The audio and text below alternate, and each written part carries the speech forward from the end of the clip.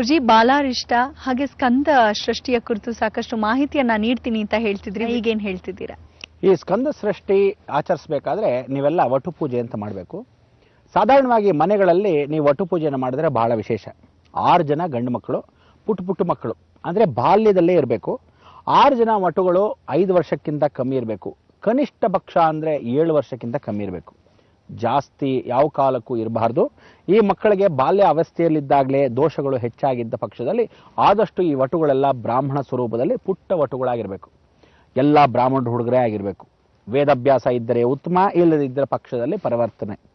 ಇಲ್ಲಿ ಸ್ಕಂದ ಹೋಮ ಅಂತ ಮಾಡ್ಕೋಬೇಕು. ಆ ಸ್ಕಂದ ಹೋಮವನ್ನು ಮಾಡಿಕೊಂಡಾಗ ಮನೆಯಲ್ಲಿ 6 ಜನ ಬ್ರಹ್ಮಚಾರಿ ಬ್ರಾಹ್ಮಣರಿಗೆ, ಅಂದರೆ ಪುಟ್ಟ ಹುಡುಗರಿಗೆ 5 ವರ್ಷಕ್ಕೆ ಇಂತ ಕಮ್ಮಿ ಅಥವಾ ಪರಿಪೂರ್ಣವಾಗಿ 7 ವರ್ಷ ಆಗಿದ್ರೂ ಸಾಕು, ಅದಕ್ಕಿಂತ ಹೆಚ್ಚು ಇರಬಾರ್ದು.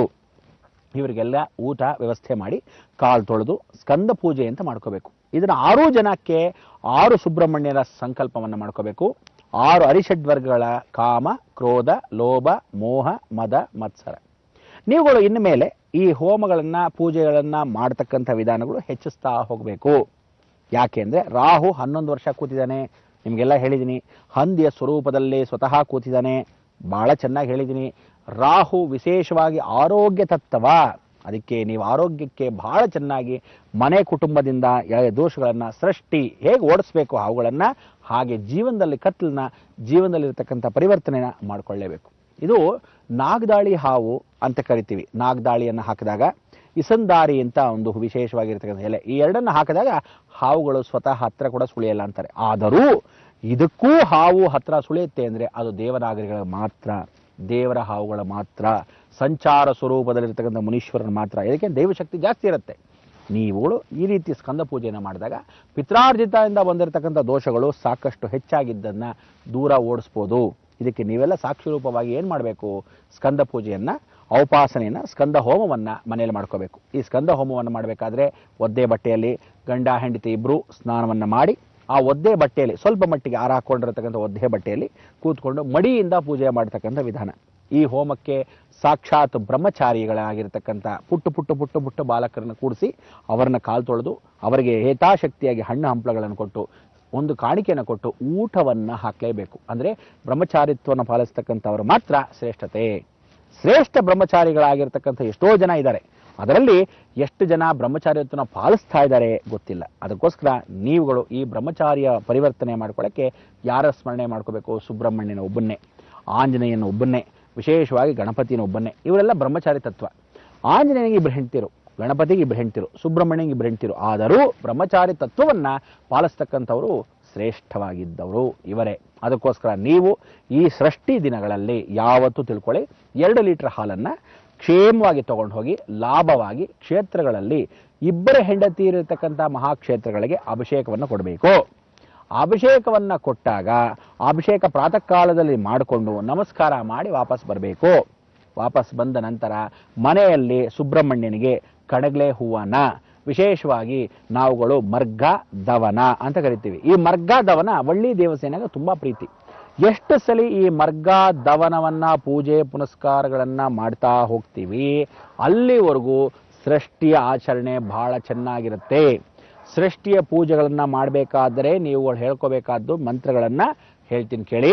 ಅನಂತಂ ವಾಸುಕಿಂ ಶೇಷಂ ಪದ್ಮನಾಭಂಚಕಂ ಬಲಂ ಶಂಖಪಾಲಂ ದಾತ್ರಾಷ್ಟಂ ತಕ್ಷಕಂ ಕಾಳಿಂ ತಥಾ ಏತಾನಿ ನವನಾಮಾನಿ ನಾಗರಾಂಚ ಮಹಾತ್ಮನಂ ಸಾಯಂಕಾಲೇ ಸ್ಮರೇ ನಿತ್ಯಂ ಪ್ರಾತಃ ಕಾಲೇ ವಿಶೇಷತಃ ನಿಶ್ಚಯೇದ್ ದ್ವಿಷಭಯಂ ತತ್ಸಯೇತ್ ಸರ್ವತ್ರ ವಿಜಯೀ ಭವೇತ್.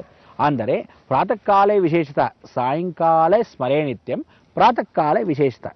ನಿಶ್ಚಯೇ ದ್ವಿಷಭಯಂ ಅಂದರೆ ನಿಶ್ಚಯವಾಗಿ ದ್ವಿಷಭಯಂ. ದ್ವಿಷ ಅಂದ್ರೇನು? 2 ಹಾವುಗಳ ವಿಶೇಷವಾಗಿರ್ತಕ್ಕಂಥ ಸಂಗಮ.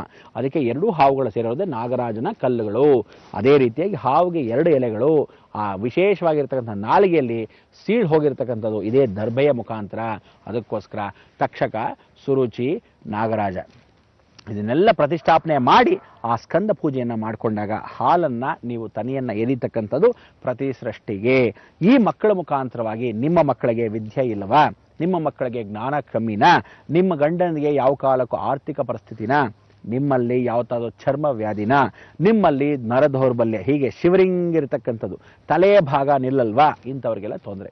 ನೋಡಿ, ಒಂದ್ಸಲಿ ಒಂದು ಉದ್ದೇಶವಾಗಿ ನಡೀತಕ್ಕಂಥ ವಿಚಾರ. ಒಬ್ಬನೇನು ಮಾಡ್ದ, ಹಾವನ್ನ ಜೋರಾಗಿ ಹೊಡೆದೇ ಬಿಟ್ಟ.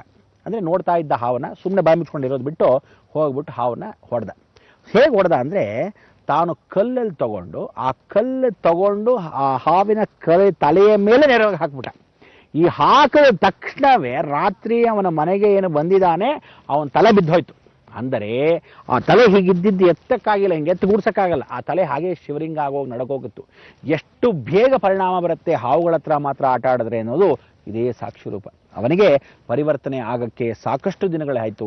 1 ವರ್ಷಗಳ ಕಾಲ ನಂತರ ಅವನ ಪಾಪಕರ್ಮಗಳನ್ನು ಕಳ್ಕೊಳ್ಳೋಕ್ಕೆ ಎಷ್ಟು ಹಾವುಗಳನ್ನು ಈ ರೀತಿ ಸಾಯಿಸಿದ್ದಾನೆ, ಗೊತ್ತಿದ್ದ ಹಾವನ್ನ ಅಷ್ಟು ಸಾಯಿಸಿದ್ದಾನೆ, ಗೊತ್ತಿಲ್ಲದೆ ಇನ್ನೆಷ್ಟು ಆಗಿದ್ದಾನೆ. ಇದು ಕ್ರಮ. ಅದಕ್ಕೋಸ್ಕರ ಈ ಕರ್ಮಗಳನ್ನು ಕಟ್ಕೊಳ್ಳದೆ ಅನಂತ ಪದ್ಮನಾಭನ ಸ್ಮರಣೆಯನ್ನು ಅನಂತ ಪೂಜೆ ಅಂತ ಕರಿತೀವಿ.